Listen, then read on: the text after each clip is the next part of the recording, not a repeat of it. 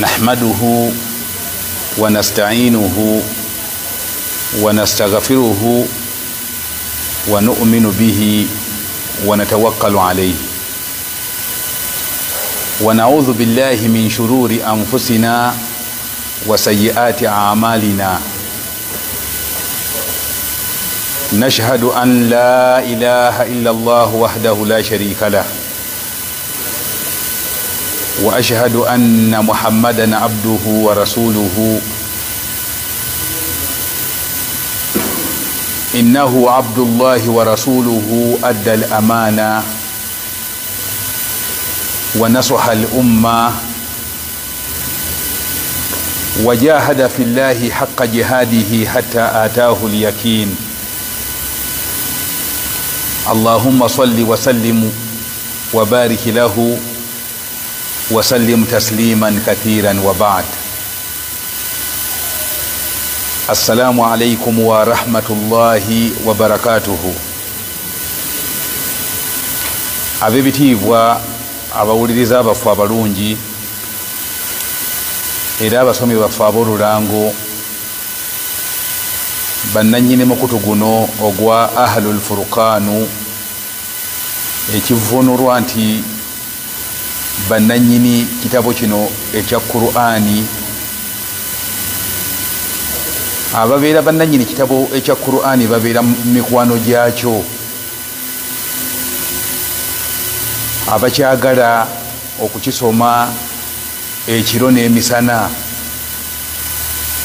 abaagala okukitegeera obulungi obubaka obwo obwakijjiramu ate era abalina ennyonta ennene ddala okuteeka mu nkola ebyo byekiragira.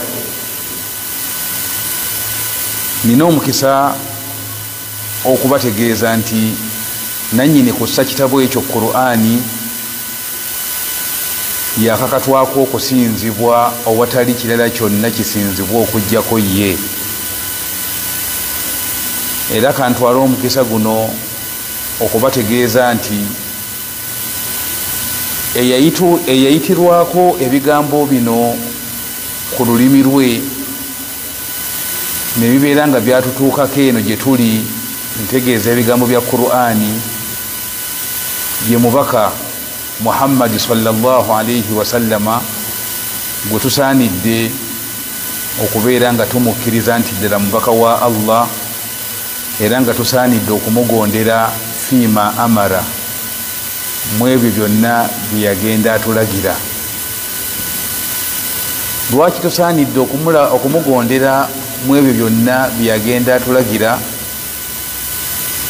Kubanga mutukuvu nnyo, Allah yatukuza amagezi ge, entegeera ye yagitukuza nnyo bwe yagamba nti wama swahibukum bimajnun, munnammwe oyo nabbi Muhammad sallallahu alayhi wasallama si mulalu. Temulowooza nti nno byagenda atulagira nti byakiralu. Mutegeevu bulungi, ategeera bulungi byonna bye yagenda atusomesa ne bye yagenda atulagira byakitegeevu nnyo. Tusaanidde okumwekwatako kubanga bwe tunaba tetumwekutteeko ku lunaku lw'enkomerero tugenda kuluma ku bunwe bw'engalo zaffe, akabonero akagenda akulaga nti tugenda kwejjusa we tunaagamba nti nno ya laitani takhadhtu maa rasuli sabila, yenga ndabye yenga zinsanze senga nafuna ekkubo lye nakwata ewamu n'omubaka Muhammad sallallahu alaihi wasallam, senga ekkubo lye eryo lye nakwata. Ab'ebitiibwa, olw'okwagala okukwata obuufu omubaka sallallahu alaihi wasallama bwe yatulagira oba bwe yakwata, yensonga lwaki tuli wano mu musomo guno ogwa ata'ammulaatu, okwetegereza n'okwekenneenya fi maani suwari al-Qur'ani, nga twetegereza amakulu agasangibwa mu ssuula zaffe zino eziri mu Qur'ani. Olwaleero abasomi baffe abalungi era abawuliriza baffe ab'olulango, essuula yaffe gye tujja tutambuza suratu Al-Haqqa. Essuula eno ezze eyogera ku topiki ennene ennyo, okumanya nga nnene obwongo bwaffe buli lwe bugirowoozaako butuuka ne busanyalala, ne tubanga abatakyategeera, kubanga topiki y'essuula eno yeetooloolera ku lunaku lw'enkomerero. Lwaki obwongo bwaffe tebusanyalala ng'olunaku lw'enkomerero lwennyini lugenda kufuula abantu abakulu babeere baana bato mu kutegeera, ate abavubuka bagenda kubeera bakadde mu ngeri y'okubeera nga bagenda kuggwamu amaanyi olw'ebyo ebigenda okutambula ku lunaku lw'enkomerero nga binene ddala. Essuula eno etambulidde ku topiki eyo okuva gye twatandikira, okuva essuula we yatandikira okutuusa we twayimirira wano jjuuzi, anti twaleka Allah subhanahu wa ta'ala ayogedde ebibonerezo byagenda okuwa abantu abagenda okujja nga bakwasibwa ekitabo ky'emirimu gyabwe nga bakibakwasa na mukono gwa kkono. Twatuuka ku aya egamba nti la yaakuluhu illa al-khati'un. Allah yannyonnyola ebigenda okuweebwa abantu abo mu muliro gye bagenda okubeera, nga bagenda kuweebwa ghisilin. Ghisilin twakinnyonnyola ne tugamba nti nno bye bikyafu ebigenda okuva mu bantu abagenda okuyingizibwa omuliro, anti abagenda okuyingizibwa omuliro bagenda kubeera nga ennyama yaabwe evaamu olusaayisaayi, evaamu oluzizzi, evaamu olusirasira. Ebintu ebyo bigenda kukuŋŋwanyizibwa bibeere nga bye bigenda okubaweebwa bwe baliba beetaaza ebyokunywa. Naye nga mu butuufu ebyokunywa ebyo tebimala nnyonta, ebyokunywa ebyo tebigasa ku muntu ayagala kyakunywa obulamu butereere, nga tebigasa. Ebyo ebyokulya n'ebyokunywa Allah agaye nti la yaakuluhu, teriyo agenda kubiweebwa kubeera nga abirya illa al-khati'un, okujjako abo abakozi b'ebikolobero be bayita bakhati'una alladhina ya'maluna al-khati'a, beba abakola ensobi, abakola ebikolobero. Teriyo kikolobero kinene kisinga butakkiriza Allah, teriyo kikolobero kinene ku mwanadamu munno kyoyinza mukola kiri waggulu wa butawa muntu alina bwetaavu bwakulya n'omumma ku kyokulya. Ebyo bikolobero binene ddala, ate essuula eno yabyogerako nti bye bigenda okusingira ddala okubonerezesa abantu bano abagenda okuyingira omuliro. Essuula yabinokolayo neyaga nti innahu kana la yu'minu billahi al-azim, okumanya nga omuntu ono abadde mukozi wa bikolobero binene, abadde takkiriza Allah munene. Twannyonnyola obutakkiriza Allah nga bwe kiri ezambi eddene ennyo erigenda okuyingiriza omuntu ono omuliro. Allah nannyonnyola ezambi eddala eddene ennyo nga lyo lirabikira ku muntu munno, wala yahuddu ala taami almiskin. Ezambi eddene ku mwanadamu munno, naddala ono abaalaze obwetaavu bw'ekyokulya n'otamuwa ku kyakulya wadde okukubiriza munnaayina ku kyokulya okubeera ng'amuwaako ku kyokulya. Topiki eyo bweggwa ekwatagana ku lunaku lw'enkomerero, Allah subhanahu wa ta'ala agenda kuyingizaawo topiki endala. Topiki eno Allah subhanahu wa ta'ala agitandise nakulayira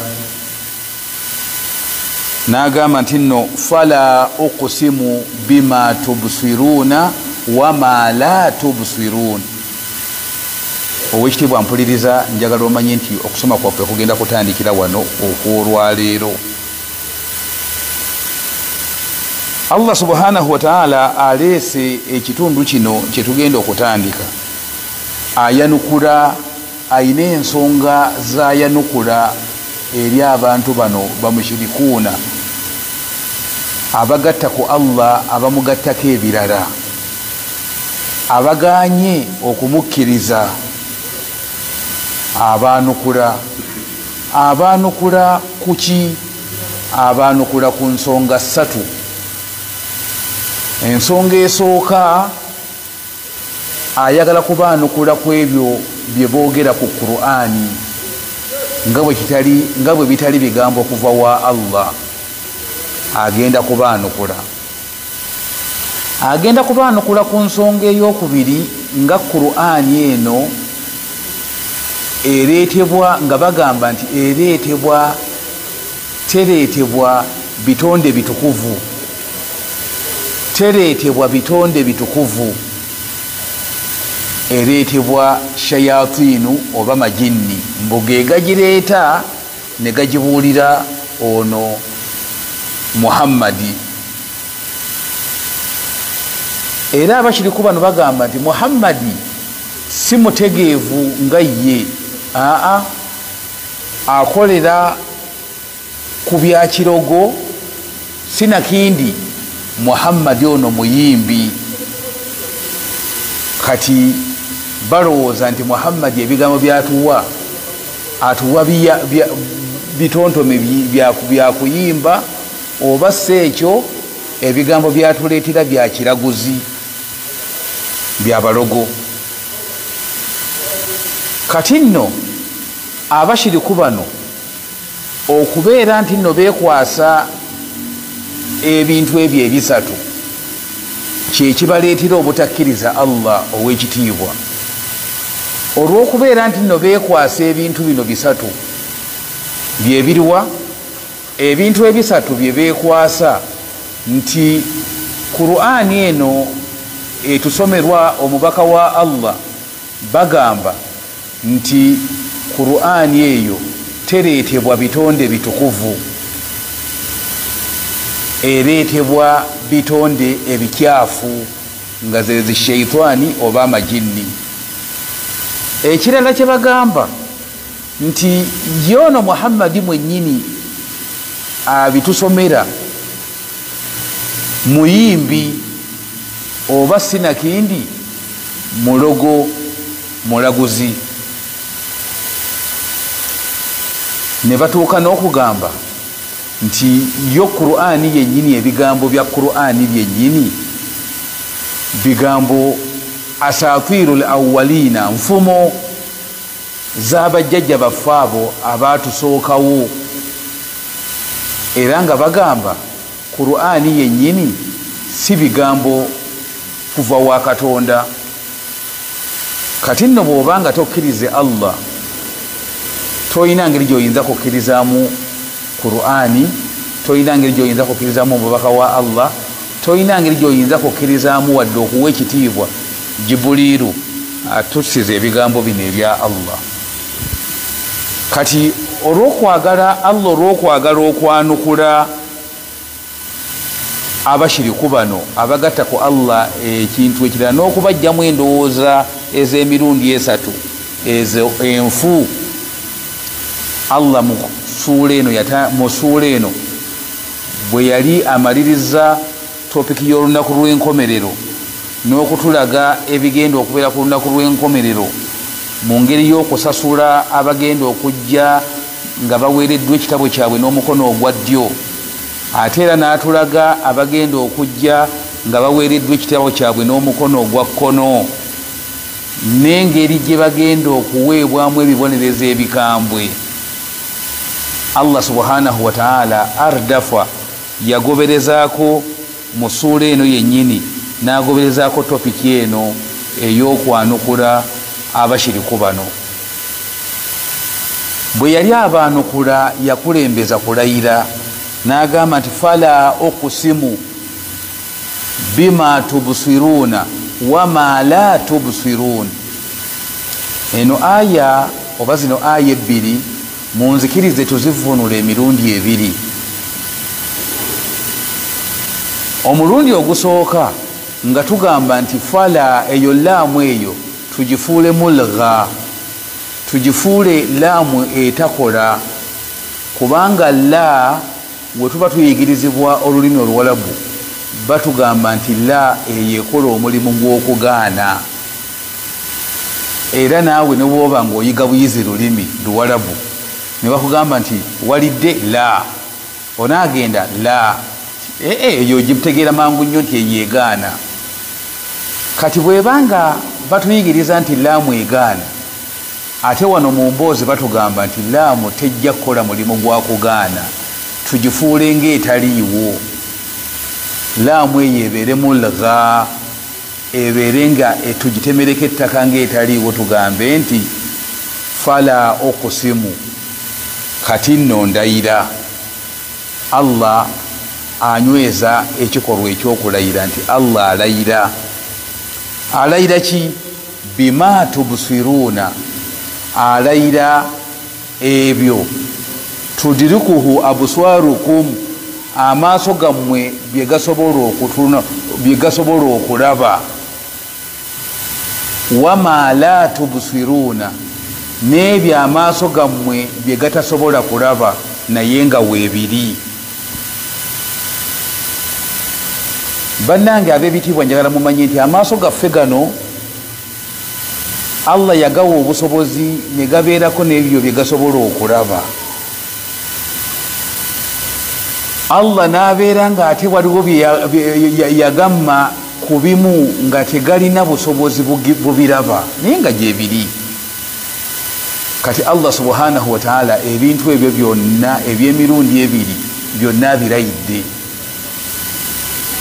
mu bintu bye tusobola okulaba era amaaso gaffe bye gasobola okugwako ne tuba nga tusobola obbiraba, jamiul kainati al mawjudati, ebintu byonna ebiriwo byosobola okubeera nga otuusaako n'omukono gwo n'obiraba bingi. mu byo mu bye tulaba mulimu ebinene byotunulako nga binene n'obyewuunya. Allah bitugambye nti ebyo abirayidde. ne tubeerawo n'ebintu nga tetusobola nga tubiraba naye nga tubiraba nga bitono busirikitu bwe buti naye ng'obulabye, nga butono nga busirikitu butono nnyo naye ng'obulabye. waliwo bwe tulaba nga busirikitu butono nnyo nga tusobodde obulaba n'amaaso gaffe nga tetutadde ku maaso gaffe bitangaaza. ebyo biyingiramu ebyo bye tulaba. ne wabeerawo ebintu nga mu maaso gaffe tetusobola kubiraba okujjako bwe tuba nga tutaddeko ebitangaaza ne tubiraba nti tubiraba lwakubanga tubitaddeko ebitangaaza.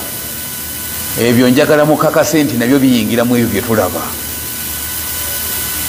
buno obuwuka obusirikitu obutono ennyo bwe batugamba buno bu covid-19 tetusobola bulaba n'amaaso gaffe, wabula tubulaba nga babutadde mu byuma ebitangaaza ebizimbulukusa ne tubiraba. obwo nabwo buyingidde mu bye tulaba. Allah abulayidde. fala okusimu bima tubsiruna, mukkirize Allah atugambye nti nno ndayira ebyo bye mulaba. bye mulaba oba bye tulaba ebyo amaaso gaffe bye gayinako obusobozi okulaba, mu kubeera nti nno binene nnyo ne mu kubeera nti nno butono nnyo naye nga tubulaba, ne mu kubeera nti nno butono tetusobodde kubulaba n'amaaso gaffe dairekiti, tutaddeko galubindi ezizimbulukusa naye era nga tubulabye. nabwo buyingiddemu ebyo bye tulaba. Allah subhanahu wa ta'ala ebintu ebyo abirayidde. Allah n'alayira n'ebyo ebitasobola kulaba n'amaaso gaffe.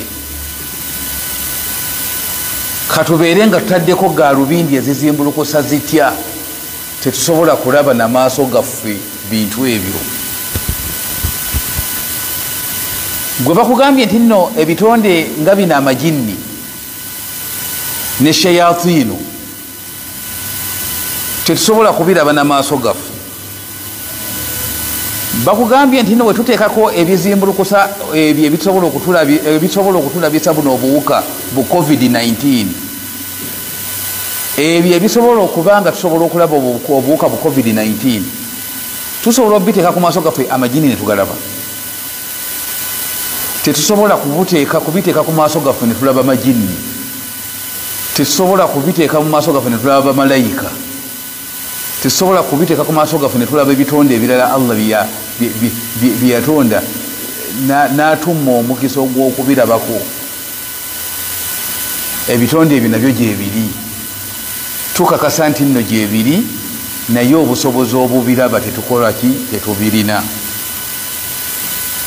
Ebimu ebyo ebitonde ebyo Allah subhanahu wa ta'ala byatumma omukisa ogw'okubiraba n'amaaso gaffe, biba bya mutawaana, biba bya ntiisa, biba bikanga, naye Allah n'atumma omukisa okubirabako rahmatan bina, kutusaasira.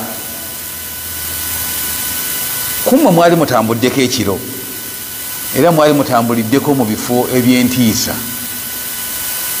Waliwo lwoyinza okutambula nga budde bwa kiro bunyogovu n'otuuka owantu oba wansi wa muti oba mu kisenyisenyi, n'owulira nga ate wootuuse wabuguumirira, ekibugumizaawo n'okinoonya ne kikubula, n'otuuka okumagaamaga n'ogamba wano nno waliwo ekintu ekyenjawulo ekifaananyiza embeera okuba nga ebuguumirira, eyokerera, oba kyeki, n'omagaamaga mu butuufu ne kikubula, naye nga kibaawo. Allah subhanahu wa ta'ala akusaasira busaasizi n'otakiraba. Abaali batambuddeko ekiro, waliwo wootuuka nga wootuuse wannyogovu nnyo. Mu butuufu ng'obwedde ojja otambula awantu obudde bunnyogoga, naye ate nga wano wannyogovu nnyo, otuuka okumagaamaga n'oga nti oba wano waliwo ki, mu butuufu ne kikubula. Allah obutakikulaga ekinyogozaawo ennyo bwe kityo, obutakikulaga aba ayagadde kusaasira. Senga aba akikubikkulirako n'okiraba ekibaawo awo, oyinza obutaddamu kutegeera. Ebyo ebintu bwe bityo Allah nabyo abirayidde, kubanga bibaayo naye tetubiraba. Njagala mukkiriza abatambulako ekiro nti waliwo lw'otuuka n'owulira ng'obwoya bukujagaladde, ekifo ky'olimu obwoya bukujagaladde ku mubiri, n'omubiri gwe nnyininyini ne gukugamba nti nno wano wooli vaawo mangu nnyo, era mu butuufu n'oyangwirira n'ovaawo, naye ng'ekikuwangwiriza okuvaawo tokiraba, naye ng'embeera ekulaga nti wano tosaana kubaawo mangu, vaawo mangu nnyo. Enviiri zikuva ku mutwe, obwoya bukujagalala ku mubiri, omagaamaga ekiriwo n'otakiraba. Allah aba akusaasira busaasizi, naye nga wabaawo ekinene. Era Allah aba asenga akikubikkulirako n'okiraba, ekyo ekikujja enviiri ku mutwe n'okiraba, ekyo ekijagalaza oba ekiyimiriza obwoya bwo ku mubiri n'okiraba, oyinza obutaddamu kutegeera, oyinza obutaddamu nakutambula kudda wammwe nga amagezi go gabikkiddwako ekintu ekinene. Kati ebintu ebyo bannange bibaayo. Allah subhanahu wa ta'ala wabanga atubisse okulaba kwaffe ne tubanga tetubiraba naye nga gyebiri, Allah aba atusaasidde busaasizi, ebintu ebyo abirayidde.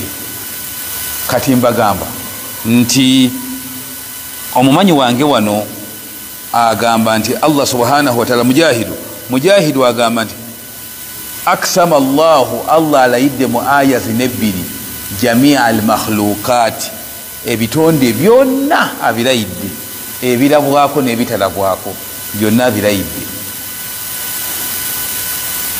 Mu ebyo ebitonde byalayidde mulimu ebituwa emigaso gyabyo nga myeyolefu gye tuli, ng'emigaso myeyolefu gye tuli nga bya mugaso nnyo. Kati kuffe wano tewaliwo gwoyinza kubuuza emigaso gy'ente, ente tugifunamu ki? Oli natakubulira byetufuna mu nte.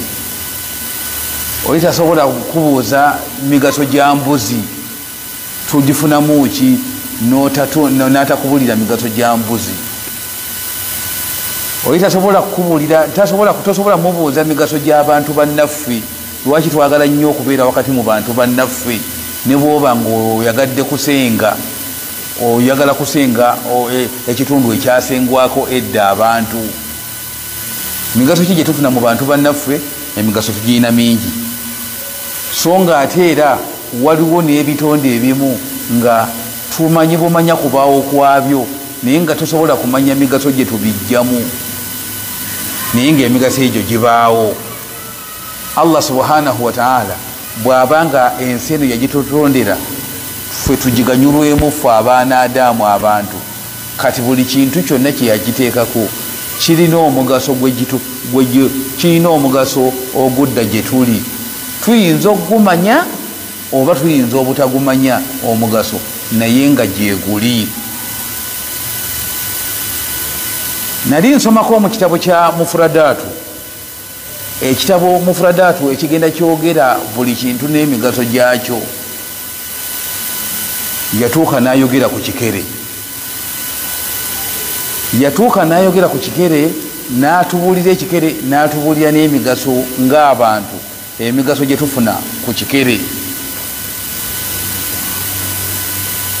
Gwe wali omanyi nti nno ekikere okubeera mu bitundu owasulwa abantu kya mugaso kyamaanyi nnyo, kubanga ebikere ebyo bye bitukendeereza ku nsiri. Ebikere bye bitukendeereza ku nsiri, era ebyo ebikere bisenga tebibaawo ensiri zandibadde nnyingi nnyo mu ffe, era ensiri zanditukosezza nnyo. Okimanyi nti nno ensimbi bajeti y'eggwanga kumpi kimu kya wakati kya bajeti y'eggwanga kiggwera mu kulwanyisa nsiri. Naye raba Allah subhanahu wa ta'ala akendeezaako ku nsiri nga ayinjiwaza bikere. Kati gweoyinza obutamanya ebikere lwaki bibeera bingi mufu abantu, era lwaki bitwetoololeramu nnyo, omugaso gwabyo kutukendeereza ku nsiri. Kati Allah alayira emigaso gye tufuna mu bitonde bye tulabako n'ebitonde bye tutalabako, nayo birina emigaso mingi. Taudu ilaina, emigaso ejidda gye tuli. Allah subhanahu wa ta'ala alayidde ebitonde bye byonna, era mu kulayira ebitonde bye byonna abiteekuluddemu emiteeko ebiri. Waliwo ebitonde bye byalayidde bye tulinako omukisa nga tusobola okubirabako n'amaaso gaffe, kabibeere nga binene nnyo bitya ng'eggulu n'ensi. Eggulu kitonde kinene tusobola okiraba n'amaaso gaffe. Ate waliwo ebitonde ebinene ddala nga ku maaso gaffe birabika ng'ebitono naye nga binene nnyo nga munyenyezimu nene naye ku maaso gaffe Allah zitutuusaako nga obuntu obuli awo obutono. Enjuba kitonde kinene kyamaanyi, kyaka, kirina light mpitirivu nnyo, naye Allah akitulaga nga ekitonotono naye nga kyetonde kinene. Kati ebyo byonna bye tulabako abirayidde n'alayira n'ebyo bye tutalabako.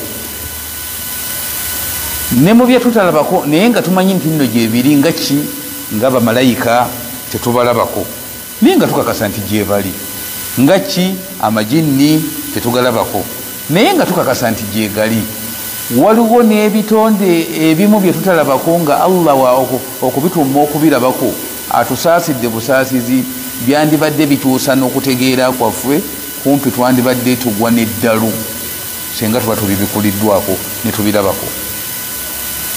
Ebyo ebitonde byonna Allah subhanahu wa ta'ala abirayidde. Mukkirize tuvunule aya zino nga tujjayo amakulu ga laamu tugijjeyo. Amakulu ga laamu ge galiwa laamu eno tufiidu nafi ewa amakulu g'okugaana. Kati Allah subhanahu wa ta'ala bwe tuba nga tujjayo aya eno nga tuvunudde amakulu g'okugaana tugamba nti fala okusimu bima tubusiruna wama la tubusiruna, sijja kutuuka kulayira bye mulabako ne bye mutalabako. Sijja kutuuka kulayira bye mulabako ne bye mutalabako ng'ombirayire olw'okwagala okubabuulira amazima. Ekintu kyagenda okukoonako amazima gaakyo meerufu nnyo nnyo nnyo.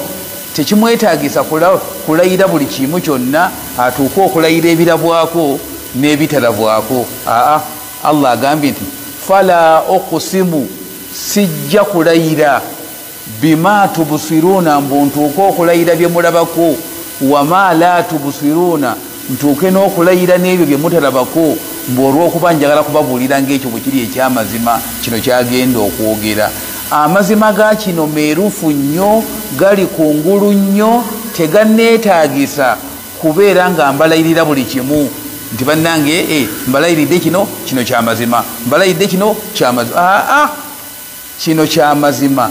Amazima gaakyo gali kungulu nnyo, galabwa n'ayonka, galabwa n'omwana omuto. Kati Allah agamba tekimwetaagisa kulayira buli kimu kyonna, atuuke okulayira bye mulabako, atuuke n'okulayira bye mutalabako, mbu olw'okuba mbu ayagala kubabuulira nga kino bwe kiri ekyamazima. Kino kyamazima. Okumanya nga kyamazima kiri kungulu nnyo, amazima gaakyo gali kungulu nnyo, tegakwetaagisa nakuteekako bizimbulukusa biraba oba ddala mazima oba si mazima. Eyo nno nzivunula nayo gyeri. Enzivunula abamanyi baffe gye basinga okutambulirako yeri gyensoose, nga Allah agamba nti fala okusimu bima tubusiruna, mbalayirira ndayira bye mulabako ne bye mutalabako byonna mbirayidde. Enzivunula etambulirwako abavunuzi abatonotono bagamba fala okusimu, sijja kutuuka kulayira bima tubusiruna, ntuuke n'okulayira ebyo bye mulabako, wama la tubusiruna, ntuuke n'okulayira bye mutalabako, mbu olw'okuba njagala kubajjirayo amazima ga kino. Kino amazima gaakyo gali kungulu nnyo, teganneetaagisa kubeera nga ndayira buli kimu. Allah subhanahu wa ta'ala amazima ga kino ge galiwa innahu laqawlu rasulin karim, mazima yo Qur'ani. Innahu, mazima yo Qur'ani. Abamanyi batugamba nti eyo dhamiru, enjogera eri mu kigambo innahu, enjogeza eyo eri mu kigambo innahu, dhamiru edda ku Qur'ani. Era ne twebuuza nti edda etya ku Qur'ani, nga Qur'ani tennaba kwogerwako okuva essuula gye yatandikidde, tebannaba kwogerako ku Qur'ani. Kati mu kwagala ojjogerako omulundi ogusooka oleeta otya dhamiru? Ate nga ab'olulimi bagamba nti dhamiru bulijjo egenda okudda gyegenda okudda, baba bagikonyeeko, baba bagyogeddeko oluberyeberye. Naye tugenda okunoonya Qur'ani okuva essula gye yatandikidde, Qur'ani tennaba kwogerwako wadde akatono. Kati otugamba otya nti dhamiru eyo edda ku Qur'ani? Okubaanukula okubategeeza nti dhamiru eyo edda ku Qur'ani kwagala kubategeeza nti nno olw'ekitiibwa kyayo n'olw'obunene bwayo bulijjo bw'oba oyogera ku munene bw'oba oyogera ku w'ekitiibwa amanyiddwa tekikwetaagisa kumwatuukiriza linnya bw'oba oyogera ku w'ekitiibwa amanyiddwa tekikwetaagisa kumwatuukiriza linnya era abantu woyogerera wonna ng'oyogera ku w'ekitiibwa woyogerera wonna ababaawo tewabaawo abuuza nti oyo oba ategeeza ani wabula bamanya bumanya nti oyo ayogera enjogera edda ku gundi edda ku ono gwe senga kati olwaleero siri munnabyabufuzi naye senga mu byobufuzi mbagamba nti nno era n'olwaleero kano akalulu omusajja akawuuse era n'omulundi guno kano akalulu omusajja akawuuse kati ng'ate ombuuza nti musajja ani gwe toba mu nsi olowooza ow'ekitiibwa bamala kumwatuukiriza ensi yonna emutegeere n'enjogera yennyini nnyini gy'oba okozesezza eba eraga bulazi nti ebigambo ebyo bidda ku ono ow'ekitiibwa kati nno ŋŋamba nti nno adhamiru yaudu ila alqur'ani wa in lam yasbikuhu dhikirun qur'ani dhamiru eri mu kigambo innahu edda ku qur'ani newankubadde nga tennaba kwogerwako luberyeberye ate ekitutegeereza ddala nti dhamiru eyo edda ku qur'ani baleese ramuzun min lawazimihi balazizza ku bitendo mu bitendo ebitendebwa qur'ani kasita agambye nti qawlun kigambo innahu la qawlun mazima yo qur'ani ddala kigambo kati bwe tuba nga tugamba nti nno ku dhamiru ow'ekitiibwa abeera wa kitiibwa ne bwe tatasooka kumwatuukiriza linnya lye enjogera yonna yonna emwekuusaako ebeetegerekeka butegerekesi nti tutegeeza ono kasita oleese qawulun kasita oleese ekigambo ng'ekigambo tunoonya mu bigambo byonna ebyogerwa ku mwoyo guno ogw'ensi kigambo ki ekisinga ekitiibwa mu bigambo byonna tujja kulaba nga ebigambo bya Allah nga ye Qur'anu yesinga ekitiibwa mu bigambo byonna ebyogerwa ku mwoyo guno ogw'ensi okumanya nga Qur'ani ya kitiibwa nnyo omubaka sallallahu alayhi wasallama yagamba fadilu kalamillahi ala sairi lkalami enkizo ebigambo bya Allah gye birina enkizo ebigambo bya Allah oba kiyita ekitiibwa ebigambo bya Allah kye birina okwawukana ku bigambo by'ebirala ebigambo by'ebitonde ebirala byonna kafadlihi ala khalqihi yenkizo Allah oba kyekitiibwa Allah kyalina nga bwe kiri ekyamaanyi nnyo kyalina ku bitonde bye byeyatonda kati Qur'ani kya kitiibwa nnyo kyekigambo ekisinga ekitiibwa mu bigambo byonna ebyogerwa ku mwoyo guno ogw'ensi Allah kya okulayira kwe tulimu Allah alayira kutukuza bigambo bino ebya Allah ng'agamba nti mazima yo Qur'ani la qawlun ddala mu butuufu kigambo oba naddala mu butuufu bigambo rasulin karim ebyaleetebwa ebigambo eby'omu Qur'ani ddala mu butuufu bigambo ebireetebwa rasulin omubaka karimin omubaka ow'ekitiibwa mazima yo Qur'ani ddala bigambo ebireetebwa olw'okubeera nga Qur'ani tubimanyi nti bigambo bya Allah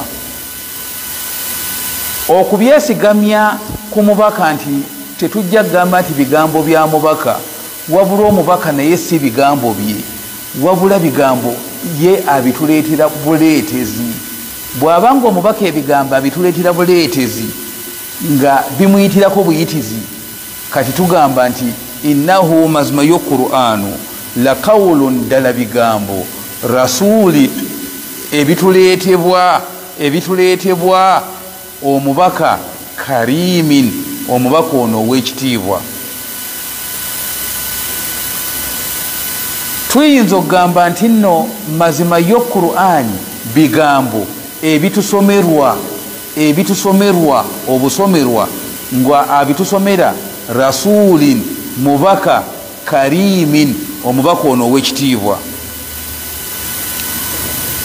abamanyi baawukana ku kutunnyonnyola omubaka ategeezebwa wano yaani, kubanga ebigambo bino omubaka tulina kati ababaka babiri. tulina omubaka nga ye Jibuliiru, nga ye malayika Jibuliiru, ye ebigambo bino abijja mine indillahi okuva ewa Allah, era Jibuliiru ono najja n'abisomera Muhammadi sallallahu alaihi wasallam. kati okuva ewa Allah okutuuka ku Muhammadi waliwo omubaka oyo nga ye Jibuliiru atumibwa okuleeta ebigambo ebyo ku Muhammadi sallallahu alaihi wasallam.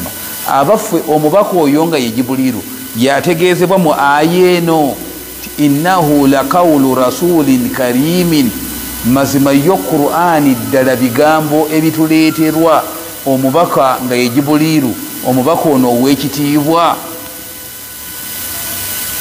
tulina omubaka nga ye Muhammadi sallallahu alaihi wasallam atuleetera ebigambo bya Allah bino ng'abijja ku Jibuliiru, ye omubaka najja n'abituwa ffe tetusobola kubifuna direct kubijja ku Jibuliiru, nedda, ffe tubifuna nga tubijja ku Muhammadi sallallahu alaihi wasallam. Muhammadi sallallahu alaihi wasallam ebigambo bino yabitutuusaako ng'abijja ku Jibuliiru okubitutuusaako nga bigambo bya Allah. abaffe aya eno innahu laqawlu rasulin karim, omubaka ategeezebwa mu aya eno ategeezebwa ye mubaka Muhammadi sallallahu alaihi wasallama gwe bayise rasulin karimin, omubaka ow'ekitiibwa. byonna bituufu era byonna bisoboka. tusobola okugamba nti innahu mazima yo qur'an la qawlin ddala mu butuufu bigambo ebireetebwa rasulin omubaka nga ye Jibuliiru karimin, omubaka ono ow'ekitiibwa. abaffe Jibuliiru wa kitiibwa, Jibuliiru wa kitiibwa kubanga okumanya nga wa kitiibwa nnyo ye kabaka yakulira bamalayika bonna abali mu ggulu. kati akulira bamalayika bonna abali mu ggulu ateekwa kubanga wa kitiibwa. era ne mu bimu ku biraga nti nno malayika eno ya kitiibwa Jibuliiru, Allah yagiwa olukusa, yagiwa obuyinza, eyingira mu bifo eby'enkizo ennyo ebisangibwa mu ggulu, ebifo eby'enkizo ennyo ebisangibwa mu ggulu ebiwerera ddala 7. Jibuliiru ayingira mu bifo eby'enkizo ebiwerera ddala 7 nga bisangibwa mu ggulu, ayingira tasabye lukusa.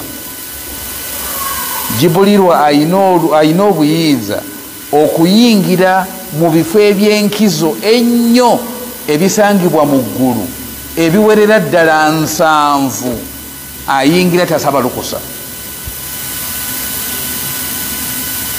gwe wano okugamba wano omuntu yenna najja n'agamba nti wano obuyinza bwe nnina nyingira mu ggwanga lino mu bifo eby'enkizo ebiwera 10 nga tewaliwo kumbuuza wa gy'olaga, tewaliwo kumbuuza kikyononayo, tewaliwo kusaba lukusa. mu bifo eby'eggwanga eby'enkizo ebiwerera ddala 10 nsobola okuyingira nga tewali ankuba ku mukono, tewali wambuuza kyennonayo, tewali wambuuza kyenzijeyo, tewali wambuuza, tewaliwo gwensaba lukusa. olina kuga nti mu makomera bano abanoonya abantu baabwe abaabula simanyi nankani, nze tewaliwo wano komera liri mu Uganda wano gyenyingira mbonno gyenjagala kuyingiramu ne banga nti sooka omale okugenda okuddayo osabe olukusa. Buli kkomera lyenjagala wano nze nyingira buyingizi, nendaba byenjagalamu, nendaba nenoonyamu gwe nnoonyamu, nenfuna byenfunamu nenfuluma. Tewali wambuuza biki byononamu, tewali wambuuza biki byojjamu, tewali ambuuza aŋŋamba saba olukusa. Oyo omuntu bw'omulabangako wano ewaffe e Uganda oba omutya omusajja ono nankani. Ate olina gyanaga nti ate mu kooti eziri mu Uganda wano tewaliwo kooti gyenyingiramu neŋŋamba njagala mulamuzi gundi naŋŋamba nti nindaako malirize kino mu bwangu ddala, alina kuleka byakola ajja amala okwogera nange oba mulamuzi ki oba mulamuzi ki. Omuntu oyo bw'oba omutunuddengako ogamba nti ono omusajja wa nkizo nnyo, omusajja wa kitiibwa nnyo. Kati natugamba nti ate nakugamba nti ate mu bifo gye bakuumira ssente, simanyi banka of Uganda, simanyi banka ki, tewaliwo wenjagala genda kusaba ku biwandiiko nti mpa ebiwandiiko ebiraga kino ebiraga ensaasaanya, ne wabaawo lyabinyima byonna byonna we babindeetera. Oyo omuntu aba mu njogera erina kunatuga nti oyo mayinja, aba mayinja. N'agamba nti nno mu bifo ebyokwerinda tewaliwo difensi yonna weetadde kyama kyayo n'ensaba lukusa kutuukawo, tewali. Omuntu oyo omutya. Kati nno nze nkumenyeddeyo ebifo ebyenkizo ennyo mu nsi muno, bifo nga 4-5, naye Jibuliru okumanya wa kitiibwa nnyo, Allah yamuwa olukusa ayingira mu bifo ebyenkizo nga bisangibwa mu ggulu. Ebifo ebyenkizo ebisangibwa mu ggulu, ebifo ebiwerera ddala 7 ayingirawo nga tasaba lukusa.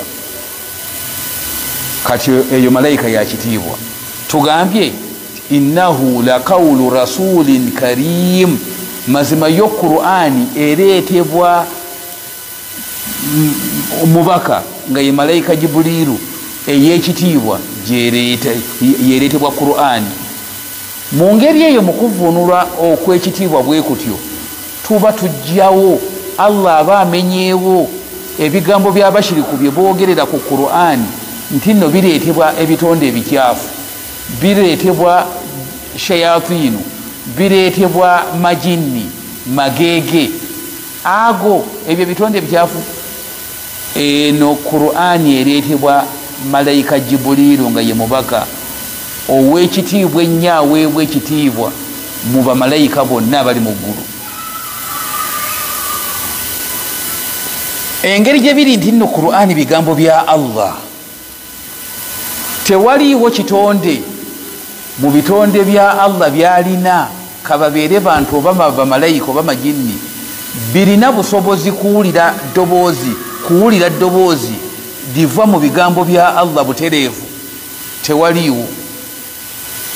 Tewaliiwo kitonde kirina busobozi kuwulira bigambo bya Allah direct olw'omusinde gwe bibaako. Jibuliru yeyokka erina obusobozi obusobola okuwulira n'okutegeera ebigambo bya Allah nga Allah abyogedde direct. Ate era Jibuliru naye okubiwulira amala kubeera nga agwa n'abanga azirise. Qur'ani egamba nti hatta idha fuzia an qulubihim, Allah bw'abanga alina kyayagala okulagira oba alina etteeka lyayagala okuyisa mu nsi muno oba mu ggulu, akhadhati samawatu minhu rajifa, amagulu omusanvu gonna gakwate gajugumira gakubagana gakwatibwa ensisi. Ebitonde byonna ebisangibwa mu ggulu byonna eddoboozi lya Allah we ligenda okuyita byonna ne bigwa wansi ne bibanga ebizirise. Allah n'ayogera kyayagadde okwogera ne kiyitawo hatta idha fuzia an qulubihim, okutuusa ebitonde ebyo entiisa emala kubiggwaako n'eggulu ne lidda mu nteeko ne lirekerawo okujugumira. Jibuliru yasooka okusitula omutwe Jibuliru yasooka okusitula omutwe ng'ategedde bulungi nnyo bye bamugambye okukola. Era Jibuliru aba agenda okuteeka amateeka Allah gamugambye okukola okugateeka mu nkola. Buli waayita nga bamalayika bamugamba nti maadha kaala rabbuna, Mukama Katonda waffe abadde agamba ki? Mukama Katonda waffe abadde agamba ki?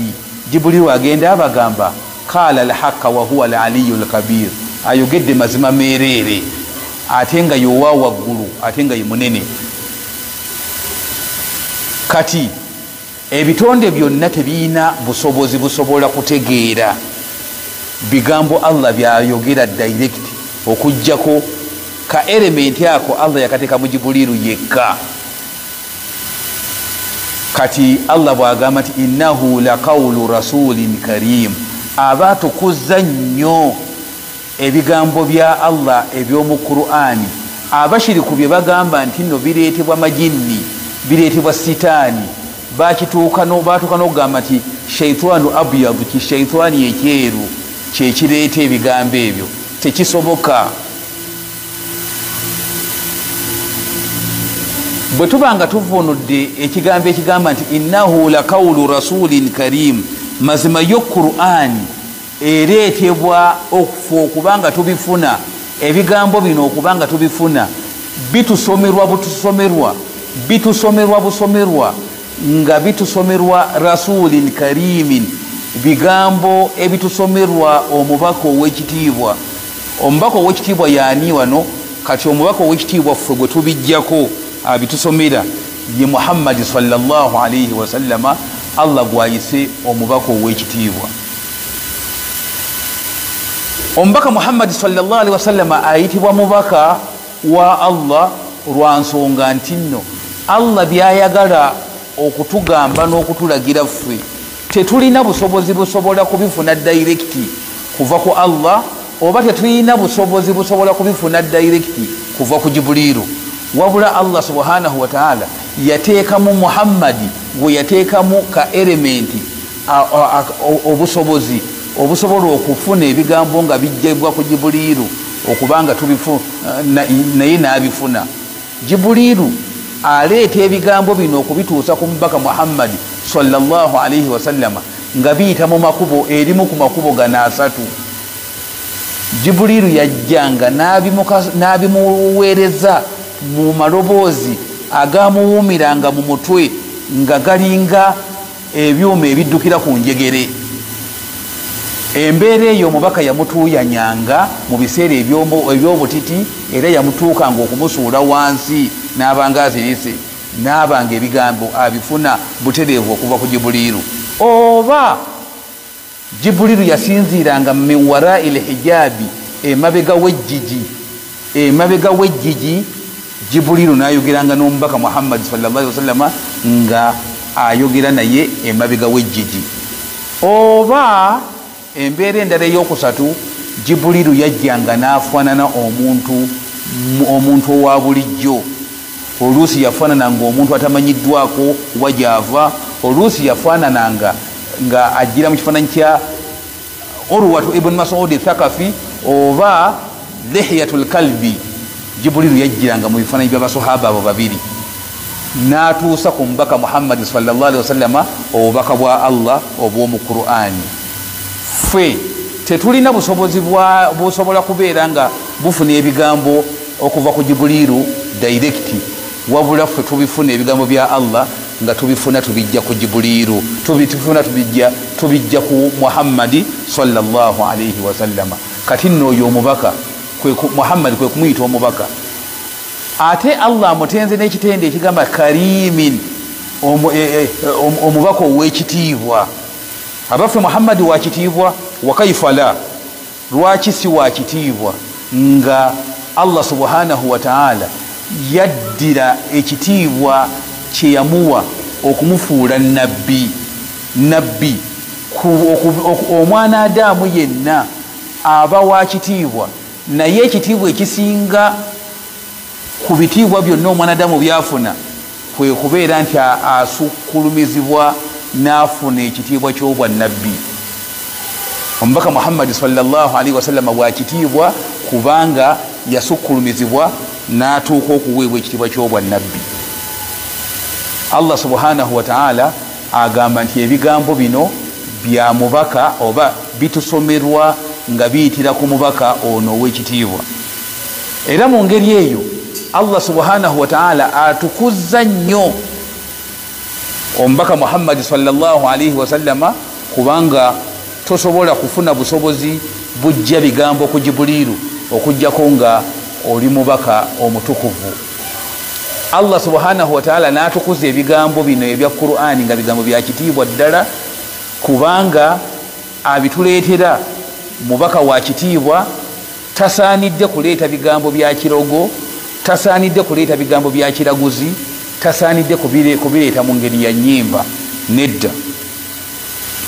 Allah subhanahu wa ta'ala mu aya eno addako okugaana ebigambo bino Muhammadi byaleeta oba Muhammadi mwennyini abituwa amugaana ebintu bino bibiri n'agamba nti wama huwa biqawli sha'irin.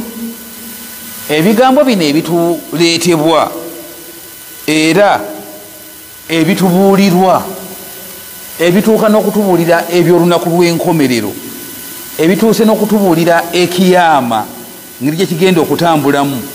Allah subhanahu wa ta'ala aganye n'agamba nti wala biqawli sha'irin. Qur'ani eno si bigambo bya nnyimba, si bigambo bya muyimbi. Qur'ani eno si bigambo bya muyimbi. Abayimbi nammwe musooke mulabe embeera zaabwe. Abayimbi be batatereera ku mulamwa we baba bayimba ebinnyimba zaabwe.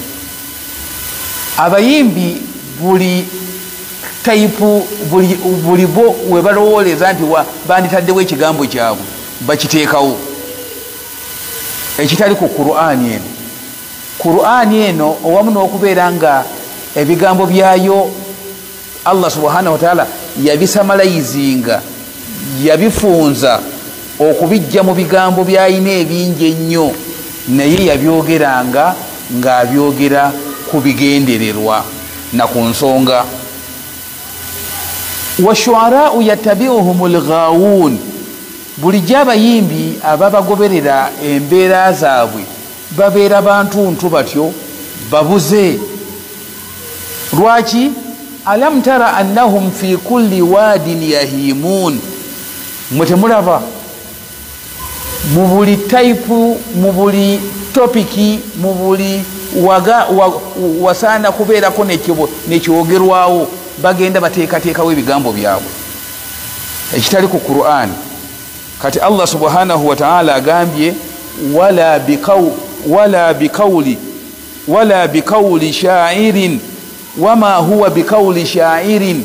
Qur'ani si bigambo bireetebwa muyimbi. N'omubaka Muhammad sallallahu alaihi wasallama tagwanidde kubeera ng'ayimba. Allah subhanahu wa ta'ala yagamba nti wama yambaghi lahu.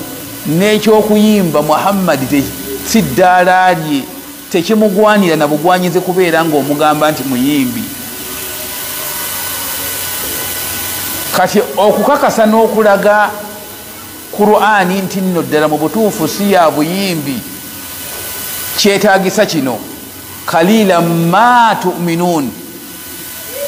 Okujjako nga omuntu talina bukkiriza bwonna, okujjako ng'omuntu agamba nti ebigambo bya Qur'ani bya kiyimbi noona abitutuusaako muyimbi, obukkiriza aba talinaamu ddala. Kubanga okukakasa obukakasa nti Qur'ani bigambo bya Allah ebitaliimu kuyimba era abituleetera si muyimbi, kiba kyetaagisa imaani nga oli kamilul imaani, oli mujjuvu wa imaani. Naye buli lwogamba nti nno Qur'ani bigambo bya kiyimbi era abituleetera muyimbi, kiba kitegeeza nti nno tolinaamu bukkiriza wadde akatono. Allah kyagamba nti kalilan ma tu'minun. Aba ayogera bw'atyo aba talinaamu bukkiriza wadde akatono. ekirala wala bikawuli kahinin Qur'ani eno senga omuntu aba agitwalidde obudde n'agyetegereza si bigambo bya mulaguzi si bya kiraguzi kubanga abalaguzi ebigambo byabwe bateebereza biteebereze Qur'ani teyogera kigambo nga eteebereza kiteebereze abalaguzi embeera zaabwe boogera ebigambo bateebereza biteebereze ne bafuna omukisa ne bakwatirayo kyeboogedde oba ebiseera ebisinga obungi boogera ebitatuukirira Qur'ani si kyeri Allah agambye nti wala bikawuli kahinin Qur'ani si kigambo kya bulaguzi n'agamba nti nno kalilan ma tatadhakkarun kalilan ma tadhakkarun kalilan ma tadhakkarun okwebuulirira n'okufumiitiriza ku Qur'ani temulinaamu wadde akatono kalilan ma tadhakkarun okwebuulirira n'okwefumiitiriza ebikwatagana ku Qur'ani temulinaamu wadde akatono kati okubeera nti nno otukuza Qur'ani okugitukuza okubeera nti si bigambo bya muyimbi era bituleetera si muyimbi kyetaagisa bukkiriza era abyogera nti Qur'ani ya buyimbi oba Qur'ani abituleetera muyimbi yoyo atalinaamu bukkiriza wadde akatono okutukuza Qur'ani okugamba nti Qur'ani si ya kiraguzi si bigambo bya balaguzi era si ya kiraguzi ate tekozesebwa na mu bya kiraguzi era abasoma Qur'ani nga bagyeyambisa mbubalagula please bakozesa Qur'ani omulimu ogutali gwayo Qur'ani si bya kiraguzi era wano nvumirira ne sekuvumirira yenna abeerimbika mu busiraamu muno mbubalagula nga bakozesa Qur'ani mbu okulagula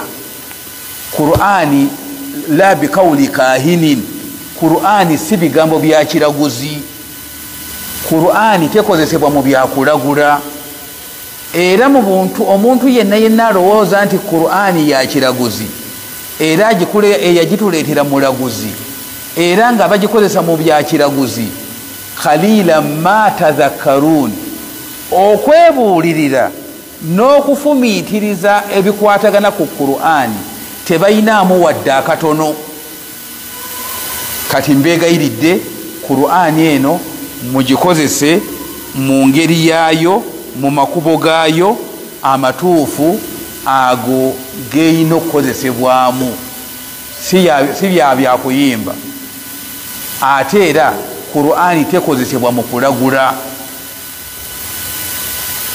abakkiriza njagala mubeere nga muzibuka amaaso nga mumanya nti waliwo abeerimbika nga nabo beeyita eyo baseeka nga beeyita abasomi b'edduwa nga beeyita abalagulira mu Qur'ani pulizi abo bafere balimba Allah subhanahu wa ta'ala ayatuukiriza mu aya zino bbiri Qur'ani ekyo tekiri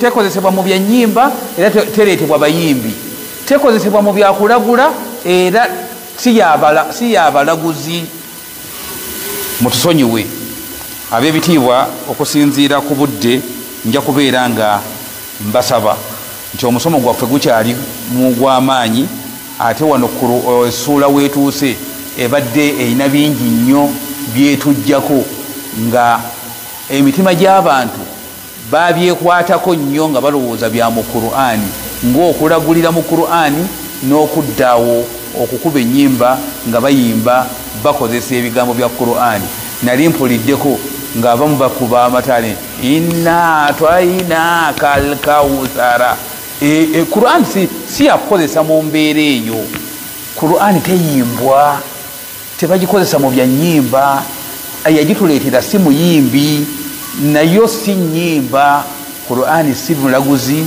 tekozesebwa mu byakiraguzi abagituleetera si balaguzi naffe tetusaana kubeera nga tugikozesa mu byakiraguzi wa barakallahu fiikum wajazakumullahu khaira.